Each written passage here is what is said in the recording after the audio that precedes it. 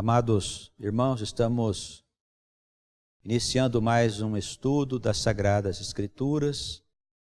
É uma alegria muito grande estarmos reunidos, os nossos amados aqui na comunidade, os irmãos que habitualmente acompanham as nossas transmissões, as comunidades irmãs.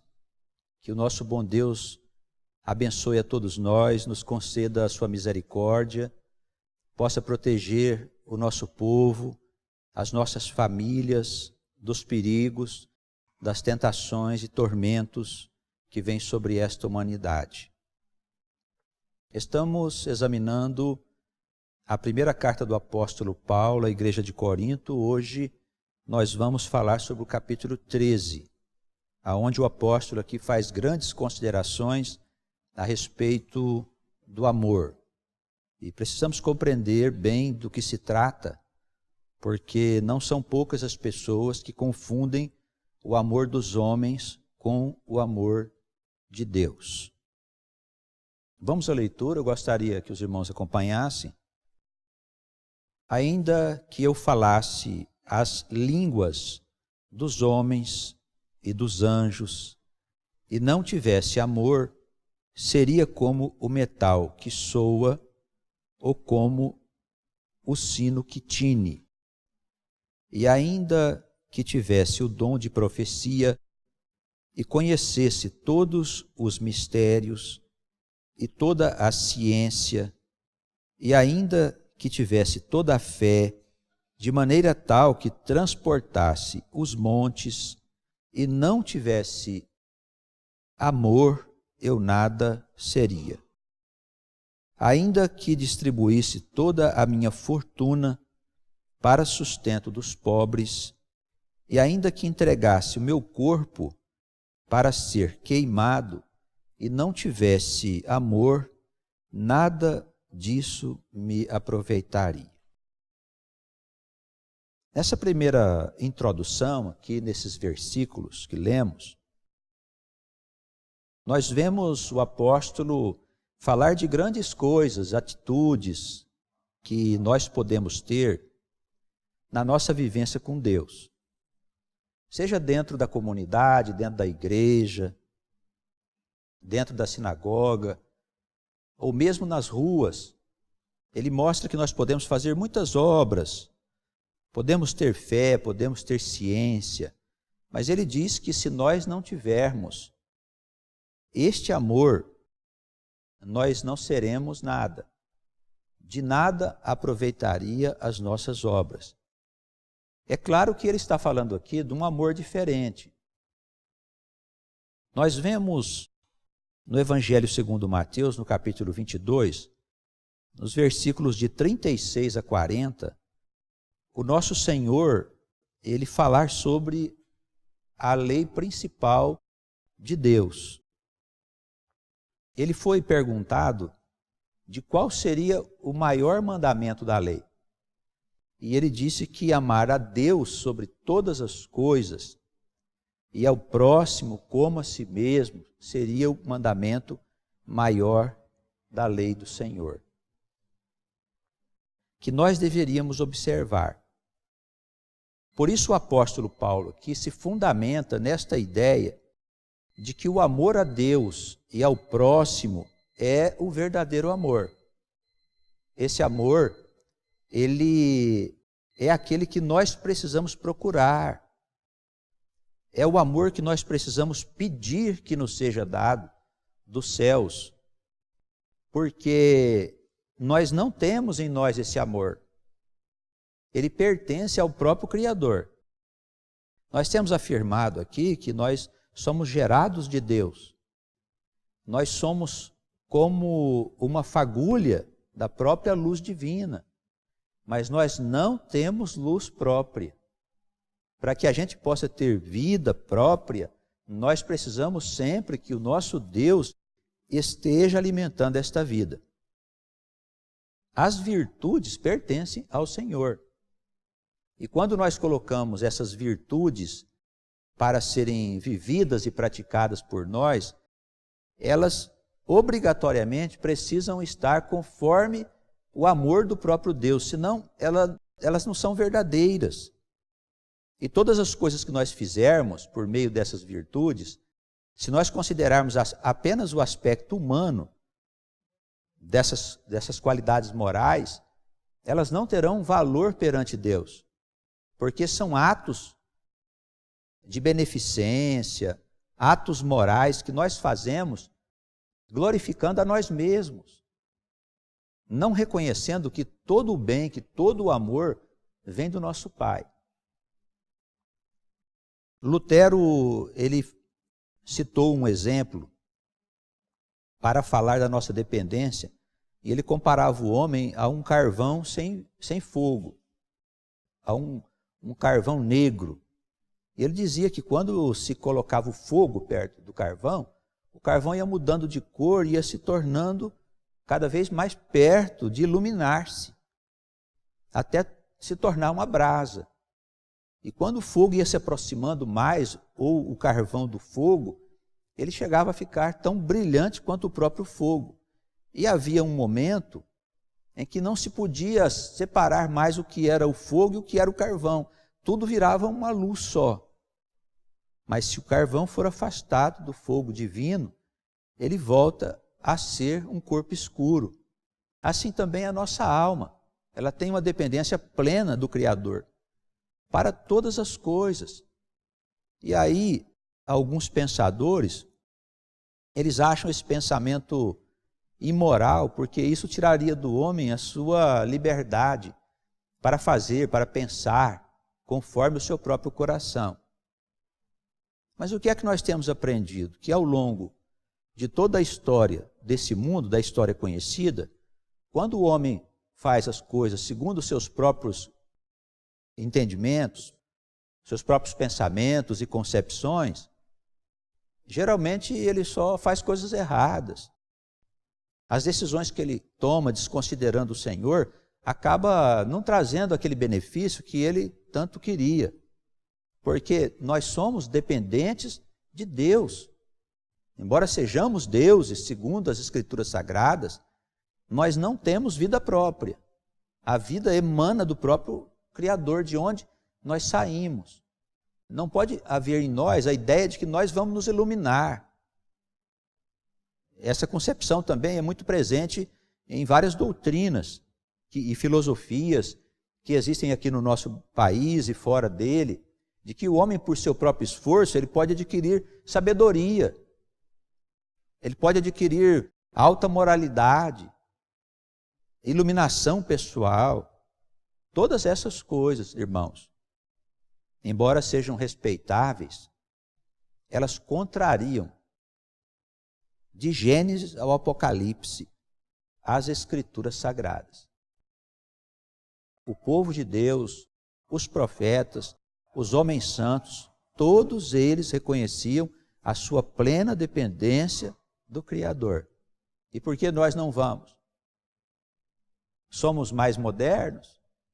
Recebemos alguma informação nova que nos faz viver independentes do Criador?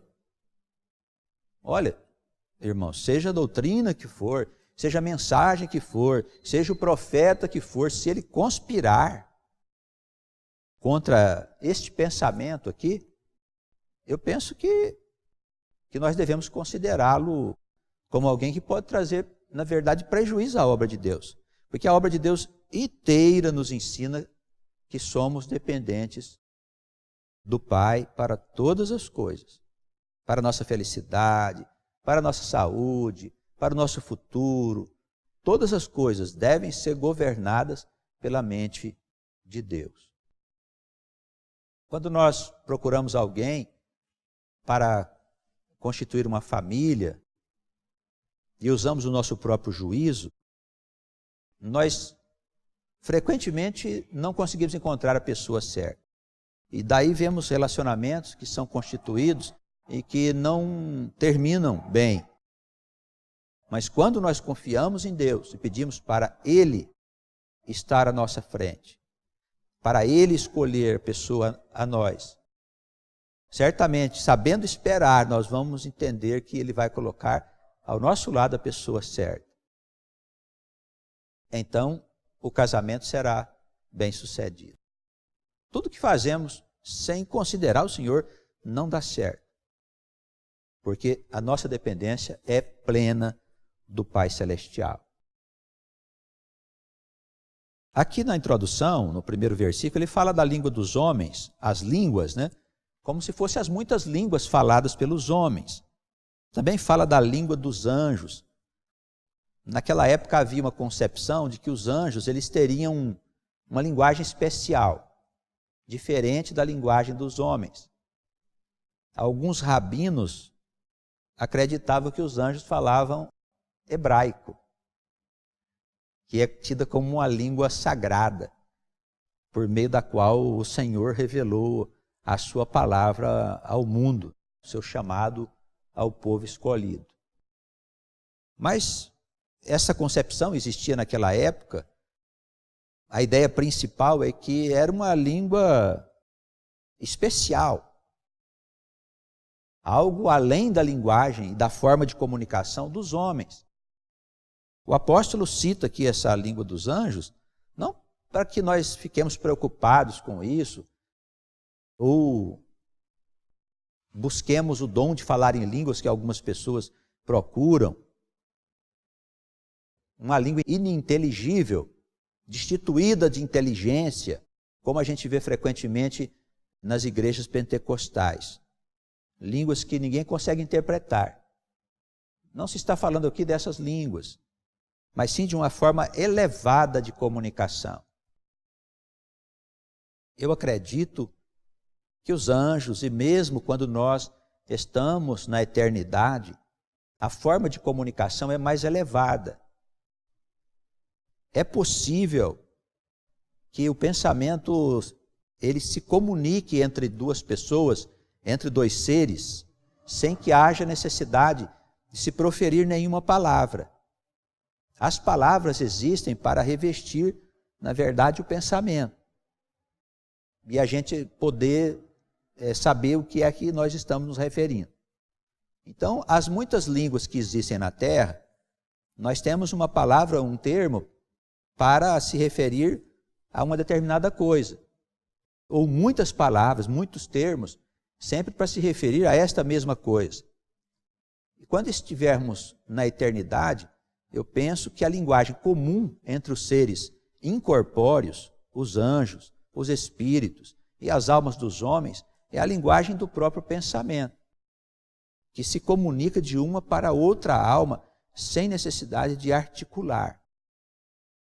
No meu ponto de vista, na minha opinião, eu acredito que essa linguagem especial dos anjos é esse tipo de comunicação, e não uma forma de falar articulada como é entre nós, que é uma linguagem perfeita, diga-se de passagem. Cada língua se reveste de uma terminologia para exprimir determinado pensamento, e nem sempre essa língua é muito completa, muito feliz em transmitir o que significa aquele pensamento. Se é que há uma comunicação especial na eternidade, eu acredito que isso é possível, eu penso que é a linguagem do próprio pensamento. Temos ainda aqui ele falando sobre o sino que tine. Se eu falasse a língua dos homens, dos anjos, e não tivesse amor, seria como o metal que soa ou como o sino que tine. Isso significa que a pessoa que faz alguma coisa, que tem alguma coisa especial, se ela não estiver revestida deste amor de Deus, ela é como um metal inerte. Esse sino aqui está sino, né? Algumas traduções falam do símbolo, que era um instrumento musical, que só emitia algum som se você batesse nele, ele emitia um som qualquer. Se você bater num metal que está ali inerte, você vai obter um som que não significa nada. Se nós não tivermos o amor de Deus, tudo que nós viermos a fazer não tem qualquer significado. É como se as nossas obras fossem obras mortas e não significasse nada perante Deus. O amor de Deus precisa ser considerado em todas as coisas. Vamos nos lembrar que Jesus disse aqui, nessa passagem de Mateus, que eu citei, no capítulo 22, aonde ele diz que o amor é o mandamento principal da lei.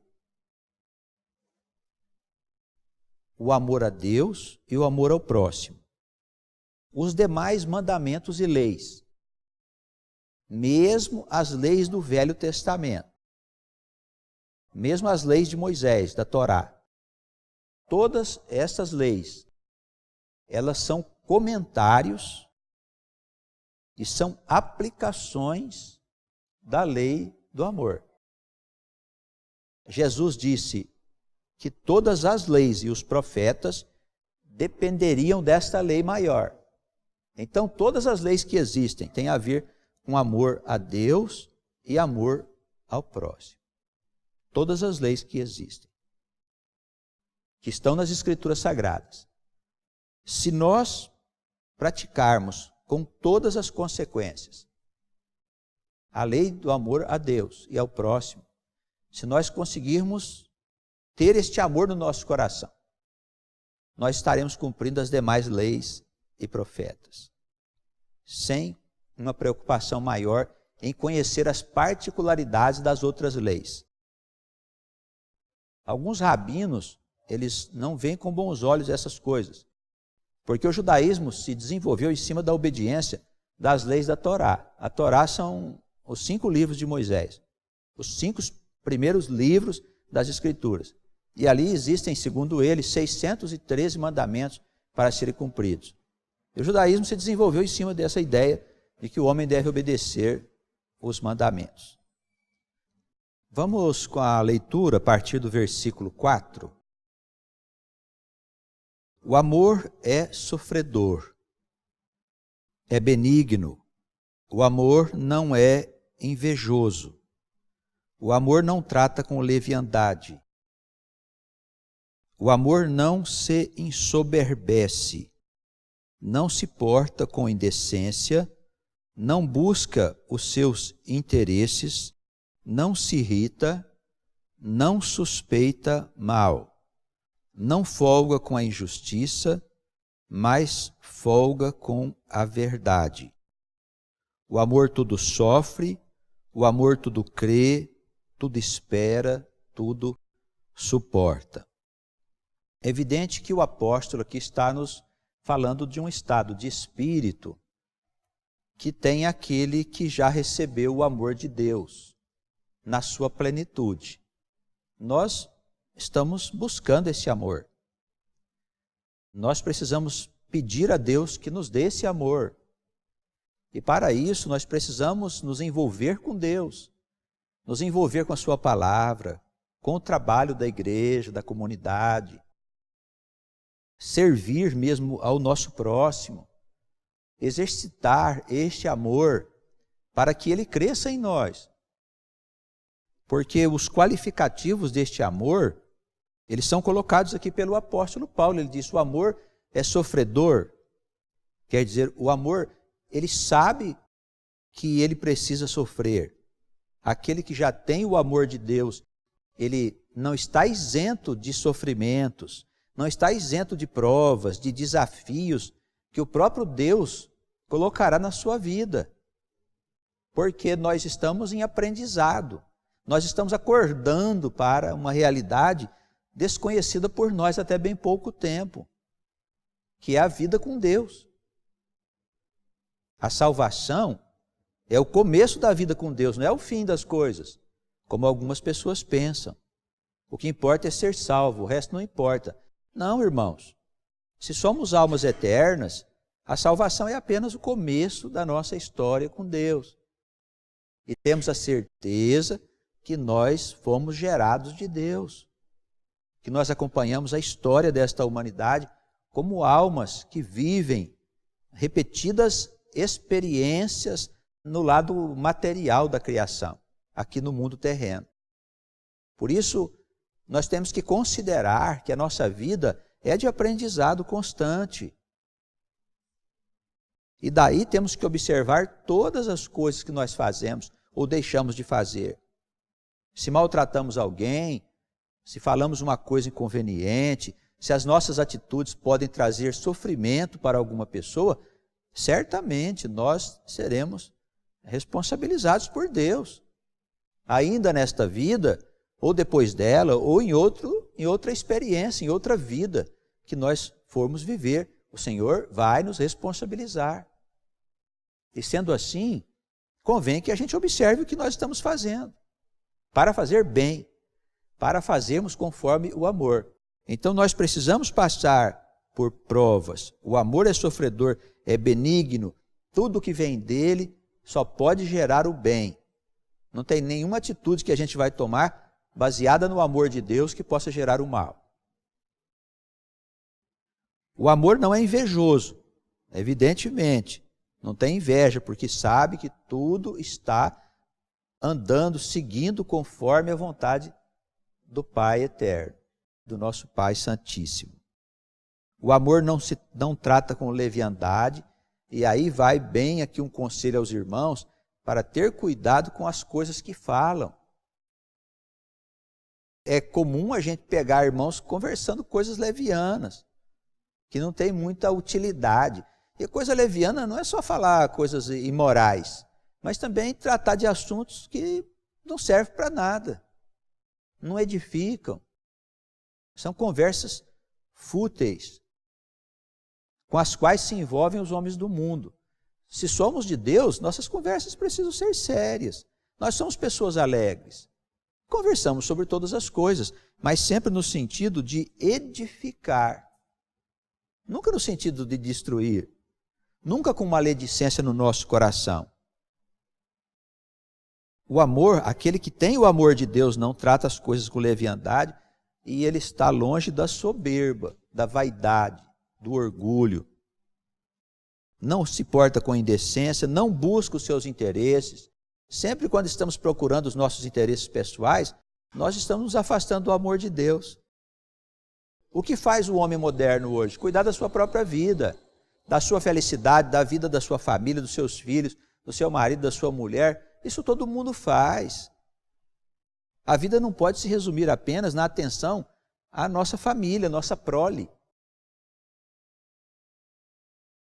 Em certa passagem, Jesus disse que esses compromissos que nós temos de sermos bons pais, bons maridos, boas esposas, bons filhos, não passam das nossas obrigações. São deveres fundamentais. Ele diz, olha, se é só isso a sua vida, isso é inutilidade. Porque Deus, na construção desse mundo novo, ele precisa de gente atuante. Ele precisa de pessoas que estão dispostas a interceder pelas outras que estão passando necessidade, que estão padecendo por falta de conhecimento. Ou nós vamos ficar na nossa casa sentados, no conforto da nossa casa, esperando o reino chegar. Não vamos entrar, irmãos, não vamos entrar. O amor tem um fogo que está sempre se movendo, em busca de ajudar, de assistir, de participar. Não folga com a injustiça, mas folga com a verdade. A pessoa que tem amor não se irrita, não desconfia das outras. Olha que maravilha é essa palavra. Quem tem esse amor, tudo suporta, tudo sofre, tudo crê, tudo espera, porque sabe que tem um poder maior governando todas as coisas. E que nada irá acontecer que não esteja sob a permissão deste poder, que é o próprio Deus, que é o próprio Criador. Por isso, quem ama com o amor de Deus suporta todas as coisas, crê sempre, espera sempre, tem certeza que as coisas vão dar certo, porque o poder de Deus está guiando a nós para a felicidade. É claro que Deus não vai guiar a gente para o sofrimento, irmãos. Se temos que passar uma prova ou outra, uma dificuldade, isso tudo está no pacote que Deus enviou para essa vida, para a gente poder viver bem essas experiências. São experiências que vão nos credenciar a outras mais felizes. Quanto mais vivemos, mais felizes seremos. Quanto mais o tempo passa, mais perto da luz nós estamos. Da luz de Deus, da luz do eterno. É um processo de iluminação, é o que nós falamos lá do carvão, né? Aos poucos o carvão vai se aquecendo, se aquecendo. Aí ele fica meio cinza, assim, meio esquisito, vai. Aí aparece um foguinho ali, né? Não ilumina de uma vez. Foguinho, vai aparecendo ali, vai crescendo. Daí a pouco metade do carvão já tem luz, né? Um certo vermelho, até ele ficar todo vermelhinho. Aí a luz começa a se fazer.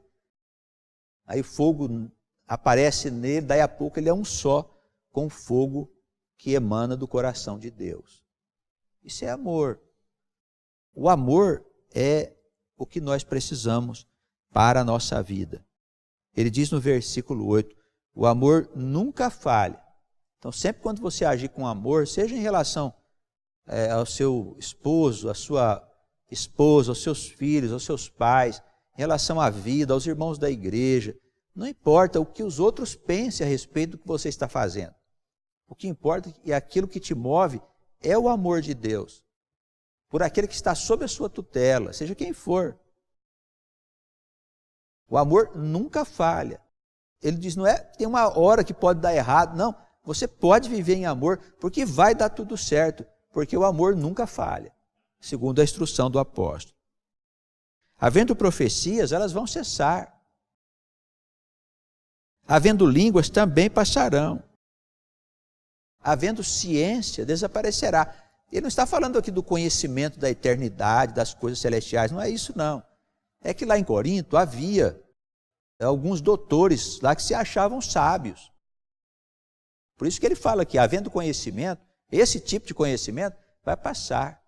Porque no mundo novo, e ele passa a falar agora a partir desse ponto aqui sobre o mundo vindouro, a época vindoura, ele diz aqui, o amor nunca falha, mas havendo profecias, elas vão ser aniquiladas.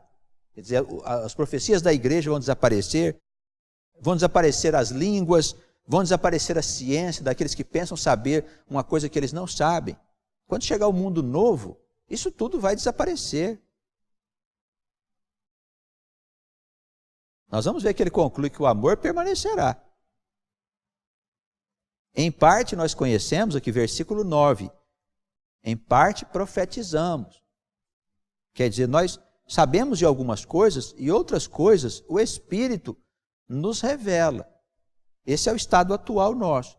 Aqui nos próximos versículos, nós percebemos bem o espírito de progressividade.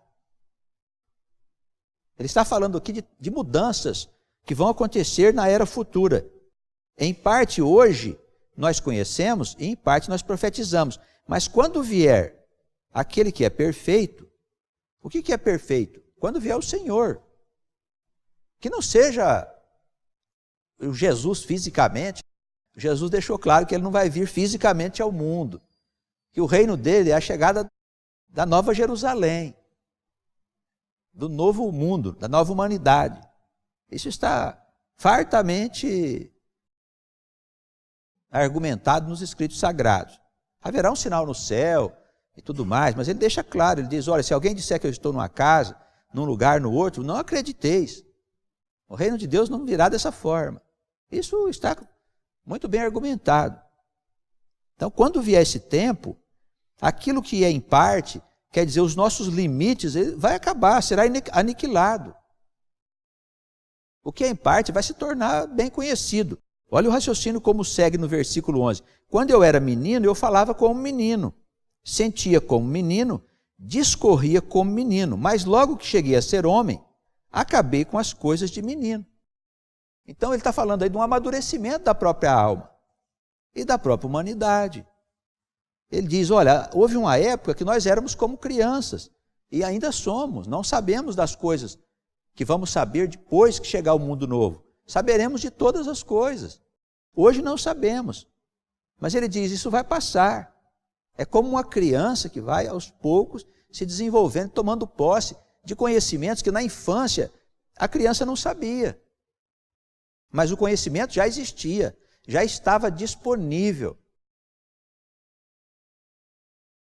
Agora, versículo 12, nós vemos por espelho, como se as coisas fossem um enigma. A gente não consegue compreender direito as coisas, não é mesmo? Nós falamos da criação hoje no estudo da nossa apostila e vimos em alguns raciocínios que faltam-nos muitas informações ainda para a gente poder entender o conjunto da criação de Deus, a grande obra do Pai. Obra que começou há muito tempo atrás, não dá nem para a gente saber quando. Somos meninos ainda, para nós tudo parece um enigma, que a gente quer resolver, não consegue ainda. Então ele fala, vemos agora como se fosse um espelho, um enigma, mas então, quando vier esse tempo, nós vamos ver face a face. Agora eu conheço em parte, mas então eu vou conhecer como eu sou conhecido por Deus, que conhece todas as coisas. Eu também vou ter esse conhecimento. É isso que o apóstolo nos ensina, falando dessa progressividade, que haverá um tempo em que nós saberemos de todas as coisas. Que agora não é possível ainda a gente saber. O pensamento no mundo é muito embaralhado e determinados ensinamentos ainda não podem ser revelados para um mundo nessa situação. Algumas coisas sim, mas nem tudo. Mas quando vier aquele que é perfeito, nós também seremos revestidos dessa perfeição. Aí nós veremos face a face, quer dizer, não vai haver enigma mais, nós vamos ver com clareza aquilo que o Senhor quer nos revelar. Aí ele encerra aqui no versículo 3 dizendo, agora pois permanecem. Essas coisas não vão passar, olha só. Ele diz que a profecia ia sumir, né? Línguas ia desaparecer e ciência ia também. Mas ia permanecer três coisas, a fé, a esperança e o amor. Porque a fé e a esperança, ela é produto do amor, ela vem do amor de Deus. Então, no mundo novo, a fé vai permanecer, a esperança vai permanecer, porque a esperança é o motor que move a própria criação. Esperança é o quê? Nós esperamos cada vez melhores estágios de entendimento. Esperamos que o tempo vá passando e tudo vá melhorando. E todos os irmãos irão também se esclarecendo a respeito das verdades eternas do nosso Deus. Então a esperança é o motor da própria criação, é o motor da própria vida. A espera de nós chegarmos naquele estado de perfeição a que determina o nosso Senhor. E para nós sabermos bem o que é essa perfeição, lembremos-nos das palavras de Jesus, quando ele diz, sede perfeitos, como perfeito é o vosso Pai Celestial. Alguns teólogos disseram, não, isso aí é só uma metáfora, isso não é bem assim, como é que nós vamos ser como Deus? Ora, nós somos deuses, irmãos, nós somos deuses. E se ele diz, sede perfeito como é o vosso Pai, é que essa perfeição está ao nosso alcance. É claro que junto com a gente vai o universo inteiro, se transformando na grandiosa obra de perfeição que Deus deseja realizar para aquilo que Ele fez. É o Senhor que fez. Quando nós falamos sobre o povo de Deus, também a Escritura diz, foi o Senhor que fez o povo de Deus. É Ele que preparou essas almas para que eles venham desempenhar tarefas importantes no futuro dessa humanidade. Não que eles sejam diferentes. São apenas irmãos que foram melhor instruídos e trabalhados pelo nosso Deus. Na progressividade das coisas, podemos entender até que foram os primeiros que começaram a história. Nós sabemos que a alma começa bem lá atrás, no começo da história. Mas como não havia corpos para todos nascerem, nasceram primeiro alguns. E à medida que os corpos foram se multiplicando, as almas foram nascendo naquela realidade que ia se movendo. Podemos falar sobre uma possibilidade e futuramente a gente ter certeza ou não disso. Que o povo de Deus são as almas que nasceram primeiro e já viveram muito mais tempo do que as almas mais novas, que precisam de orientação. Esses serão os orientadores dessas almas, para que todos nós sejamos um em Cristo e sejamos todos nós um no Pai. E quando eu falo Cristo, eu quero dar assim a entender aos irmãos que falamos do Verbo. Nós estamos falando aqui da pessoa de Jesus de Nazaré, mas do Verbo que se manifestou em Jesus. Nas Escrituras, no Novo Testamento, há momentos que a gente não consegue nem fazer essa separação entre o Verbo e o próprio Jesus. Parece que eles se fundem no cumprimento de uma missão determinada pelo Pai de salvar essa humanidade do pecado.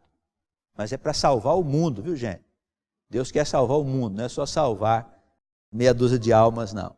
Ele deseja salvar todos os homens, e assim será, conforme a vontade do nosso Deus, porque nós somos seres eternos e fomos criados para a felicidade.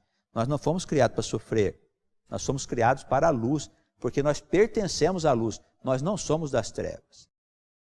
Que o Senhor nos abençoe, nos ajude a seguir com os nossos estudos e nos amparando para que a gente possa compreender melhor as palavras do nosso querido Paulo, o apóstolo que recebeu a missão de Jesus de levar esta mensagem de libertação aos gentios. Que a paz do Senhor esteja com todos nós, com os irmãos nas comunidades irmãs e aqueles que habitualmente acompanham nossa transmissão. Agradecemos e que Deus nos dê em breve lugar para novamente nos reunirmos e estarmos em contato com esta palavra tão abençoada que está à nossa disposição. Permaneça entre nós o amor fraternal. Amém.